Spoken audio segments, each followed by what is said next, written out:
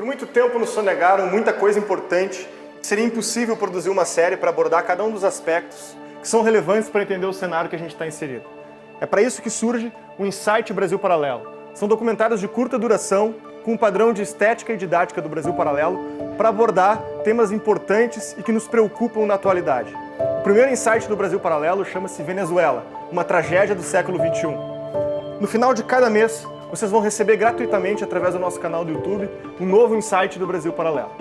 É importante, antes de assistir esse vídeo, lembrar que todos os documentários e séries que vocês já conhecem, toda a estrutura que vocês estão vendo aqui atrás, depende única e exclusivamente dos membros que se tornam assinantes do Brasil Paralelo. Se você não sabe do que eu estou falando, clica no link na descrição e se informe sobre todas as vantagens de apoiar essa iniciativa para que ela continue acontecendo e produzindo seus documentários e ter acesso a um mundo de conhecimento exclusivo que só os assinantes têm acesso. Então, fique agora com o documentário e até breve.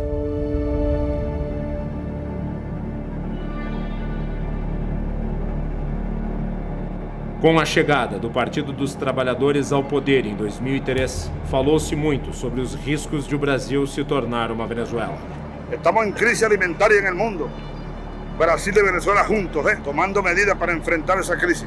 Durante os últimos 15 anos, os dois países estiveram submetidos a partidos de esquerda e líderes políticos, colegas na organização supranacional denominada Foro de São Paulo. Quando tivemos a ideia de construir o Fórum de São Paulo. É possível reconhecer aspectos de nossa história no país vizinho? Que elementos levaram a Venezuela a regredir tanto em seus indicadores econômicos e sociais?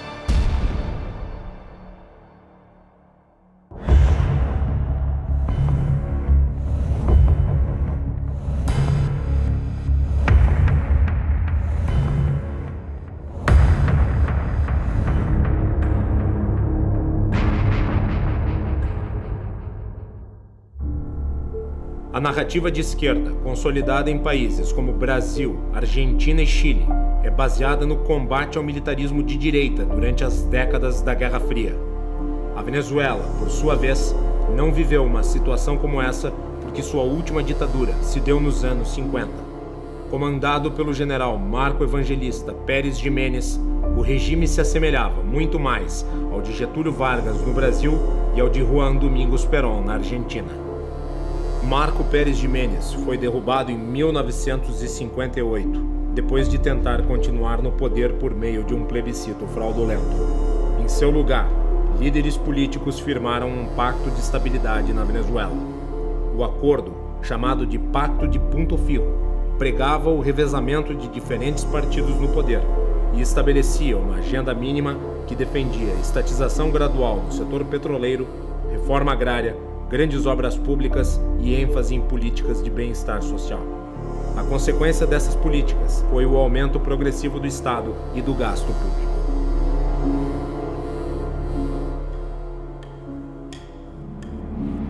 Ao mesmo tempo, grupos terroristas de esquerda, como as Forças Armadas de Libertação Nacional, FARC, abandonaram as armas e passaram a traçar novos planos. Ao invés do combate aberto, as FARC mudaria de nome para Terceiro Caminho e passaria a se infiltrar nas Forças Armadas. Um dos nomes importantes que entraram na recém-legalizada FARC foi Adán Chávez, irmão mais velho de Hugo Chávez. Nessa mesma época, Hugo passou a integrar o exército. Além do parentesco, Adán teria um importante papel na formação ideológica de seu irmão, sendo seu tutor revolucionário.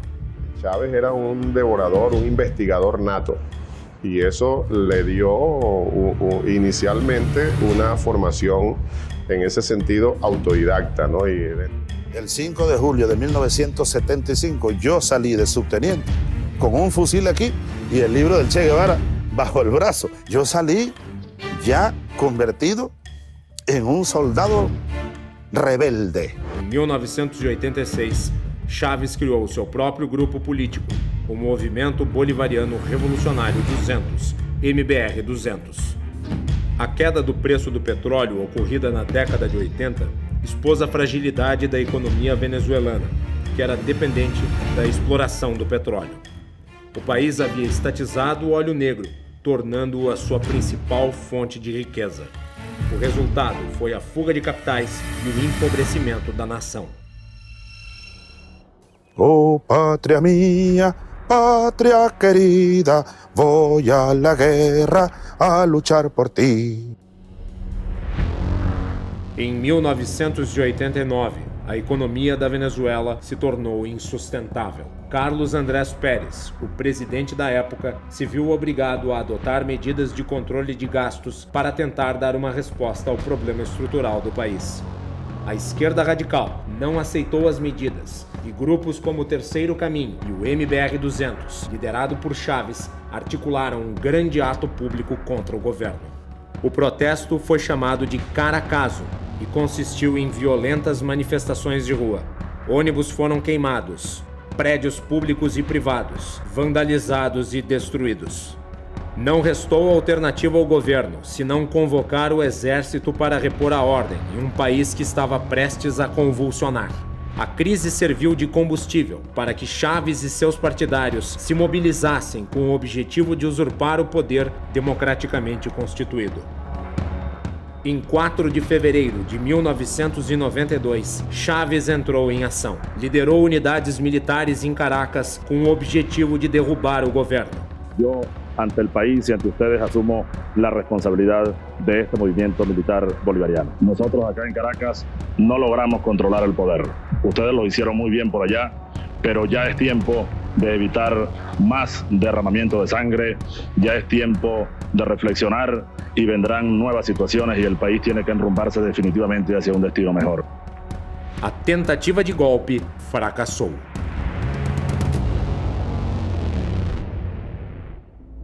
Erros táticos levaram Chávez e seus colaboradores a ficarem encurralados e sem comunicação. O líder golpista ficou impossibilitado de transmitir as fitas pré-gravadas nas quais incitava a população a tomar as ruas em um levante. Após cumprir 2 anos de prisão por liderar o golpe, Chávez abandonaria a carreira militar e adotaria as novas fórmulas de dominação política prescritas e orientadas pelo Foro de São Paulo.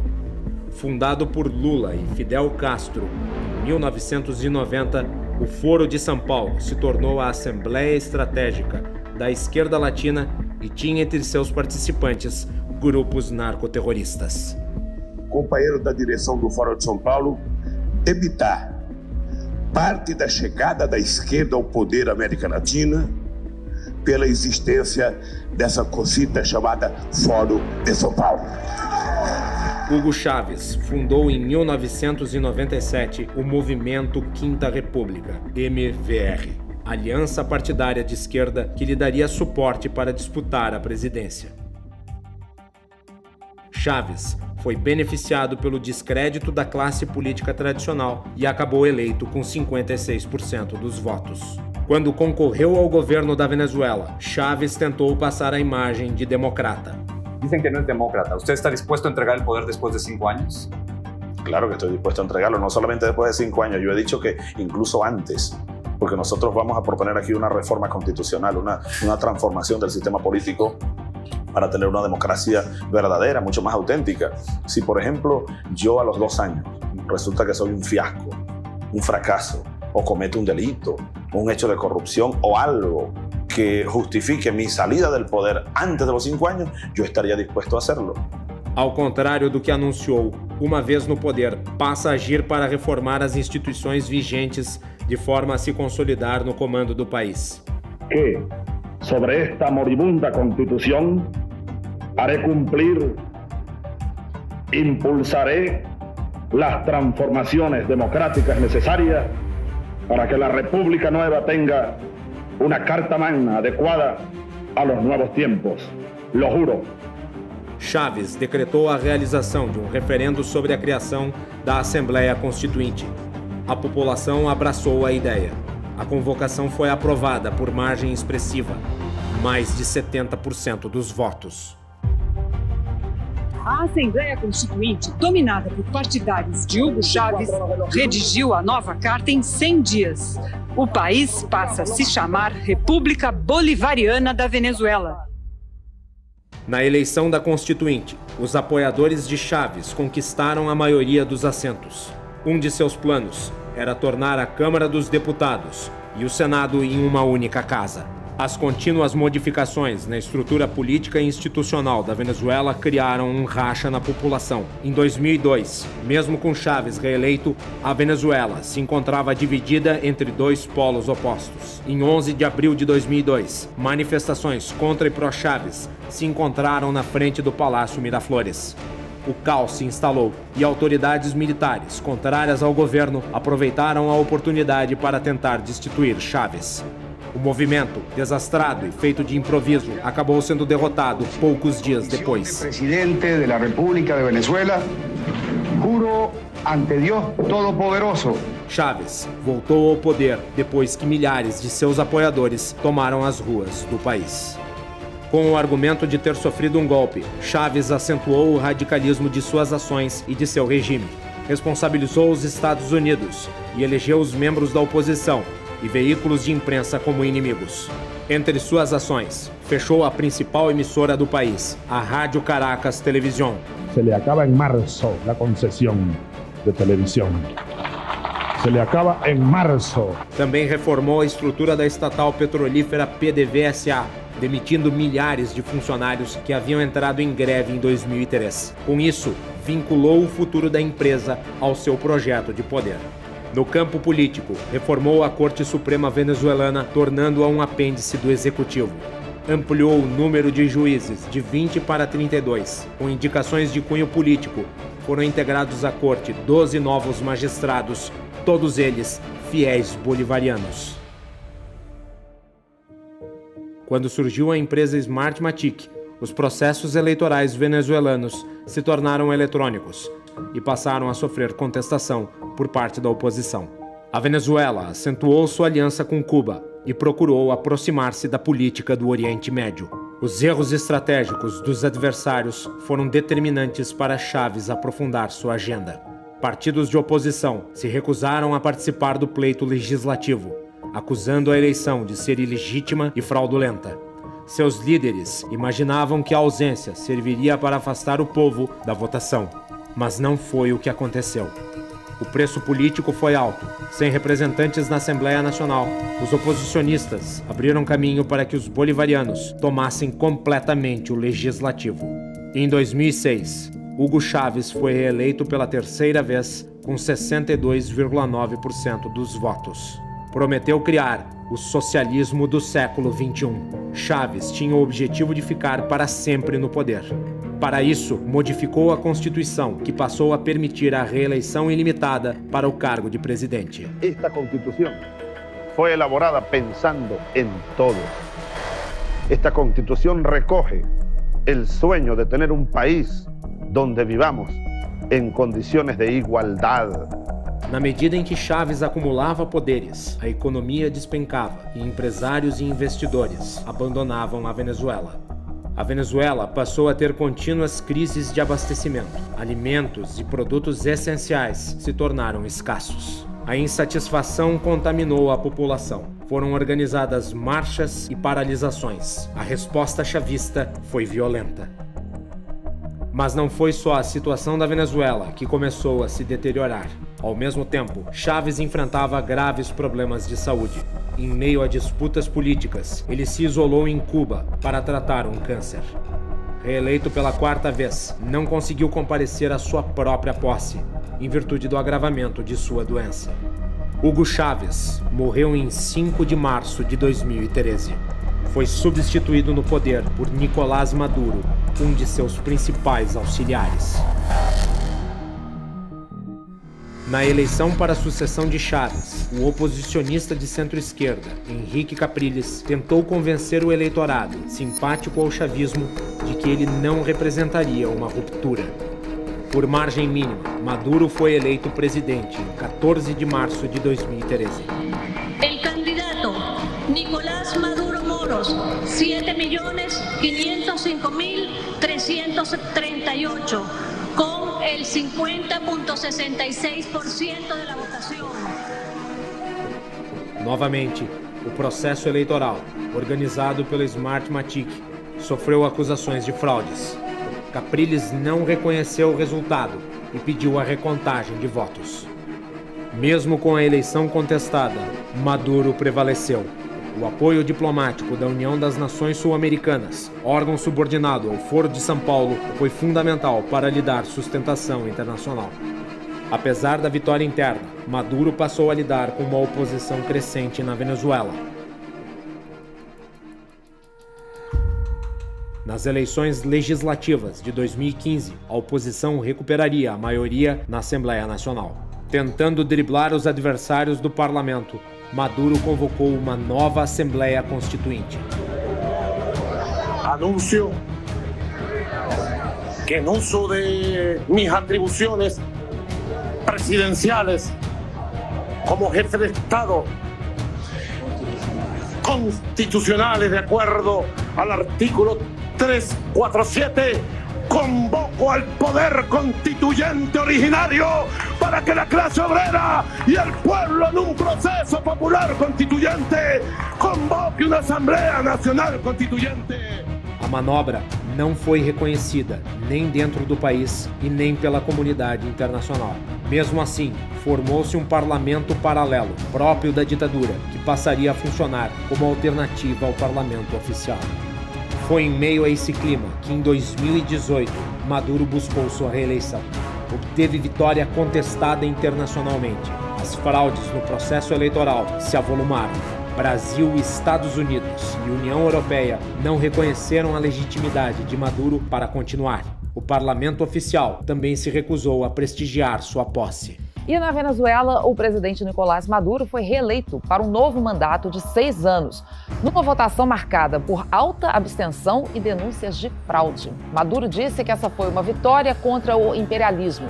Depois de 93% das urnas apuradas, ele foi declarado vencedor com pouco mais de 5.800.000 votos. O impasse se agravou quando Juan Guaidó, então designado líder da Casa Legislativa dominada pela oposição, se declarou presidente da Venezuela. Juro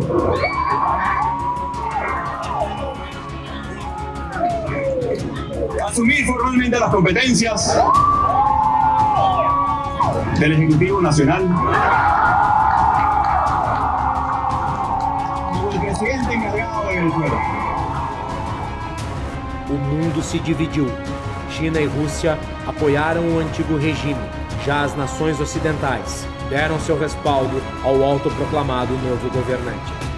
Como a eleição de Maduro se deu por convocação da nova Assembleia Constituinte, controlada pelos chavistas e não pelo parlamento oficial, sua posse foi contestada como ilegal e ilegítima. Sem um presidente reconhecido, era Guaidó, o líder da Assembleia Nacional Constitucional, quem deveria assumir o governo interinamente. O processo de socialização da economia devastou a Venezuela, produzindo uma crise social sem precedentes. O desabastecimento frequente, já na época de Chávez, se aprofundou. Sem emprego e sem comida, parte da população iniciou um verdadeiro êxodo, fugindo para os países vizinhos. No âmbito interno, com o objetivo de esmagar os críticos, Maduro redobrou a repressão. Se no Brasil de 1964, as Forças Armadas tiveram um papel fundamental para evitar uma revolução comunista, na Venezuela foram elas seus principais agentes. A dificuldade da esquerda em implantar suas bases nas Forças Armadas do Brasil se deve ao fato de essa instituição ser majoritariamente positivista. O positivismo, ideologia que prega o conhecimento científico como única forma de conhecimento verdadeiro, já era muito disseminado entre militares brasileiros e foi a base intelectual do golpe que derrubou a monarquia e instaurou a república em nosso país em 1889. Com o fracasso da contaminação das Forças Armadas, a esquerda brasileira apostou na guerra cultural, que sempre foi desprezada pelos militares. A luta política passou a ser travada a partir do meio jornalístico e das universidades. Foi nesses ambientes que a esquerda criou a massa de militantes que apoiam o chavismo no Brasil. Cuba, só um minuto, agora deixa eu só perguntar. Cuba é ditadura ou não? Não, não é uma ditadura. Gostem ou não, Maduro foi eleito com 67% dos votos do povo venezuelano. É isso aí. O senhor acha que a Venezuela é uma democracia? A Venezuela é uma democracia tão democrática quanto a brasileira e a americana. o bolivarianismo tinha como objetivo criar o socialismo do século XXI, uma atualização do modelo implementado pela União Soviética no leste europeu. Ao longo de 20 anos de poder, o resultado de sua ação foi a repetição dos mesmos crimes em massa, da mesma violência e do mesmo fracasso econômico vistos no socialismo do século XX. Karl Marx dizia que a história se repetia, a primeira vez como tragédia e a segunda como farsa. A Venezuela de Hugo Chávez e de Nicolás Maduro lhe deu razão, finalmente.